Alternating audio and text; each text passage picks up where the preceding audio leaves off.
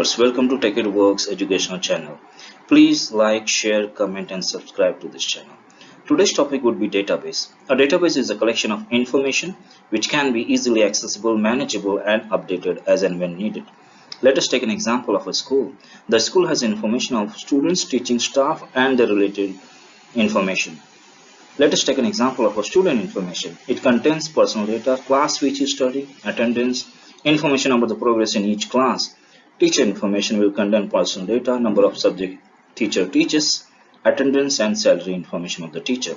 So to store the information of a student and a teacher, we will create two tables. One table will be for the student and the other will be for the teacher. So these two tables will be identical to each entity. The student will have student information in the table and the teacher will have the information of the teacher in the table. So these two tables can be called as a single database. So a database is a collection of tables. This is a diagram of a database. As you can see, a database contains number of tables, store procedures and views. In the previous slide, we discussed on student table and the teacher table. So here we have the table defined for each entity. Student table will have the student information and the teacher will have the teacher information in the table. So this is just an example how database looks alike. We have the tables created in the database. Database can be many, but one database can have multiple tables, but a table cannot have multiple database. A table can be defined in one database only. So we talked about database, a collection of tables, stored procedures, views. Now to maintain the database, we need some sort of system, and that is nothing but database management system. So what is DBMS? It is a software that is used to manage database. Why we need DBMS? So it gives us the privileges as mentioned here. The first one is data definition. So we talked about table and the database. So now to define database, we need some definition. So this data definition helps us to create a database, and it also helps us to create views, tables, stored procedures, etc. The second one is data manipulation.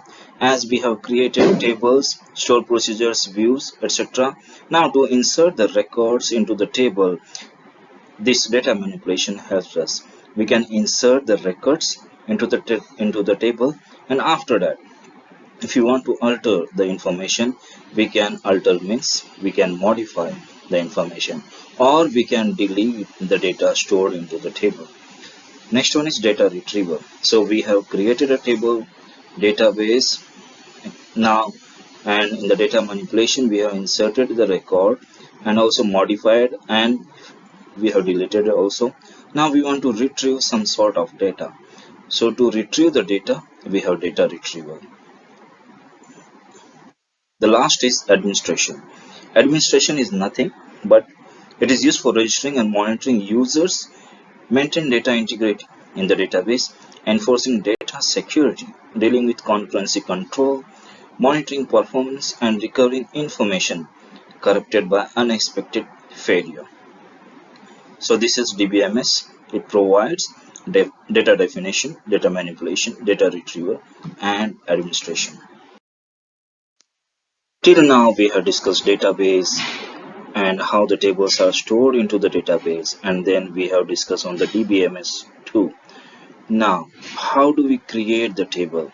So to create a table we need some sort of language. As you can see, the other languages like C, C++ or Java, we have a different set of language that is used to create some sort of class, we can say the methods or functions. Now here also we have a different language to create a table database, and that is nothing but structured query language. Why we need structured query language? It enables us to create a table, view, store procedure function, and we can create database too. We can insert the records, modify the records, we can delete the records also in a database. So now to avail all of these functions, we need some sort of language, and that is nothing but structured query language. So this is it. This is the end of the video. In the next video, we will be starting with the structured query language, how we create a table, what are the different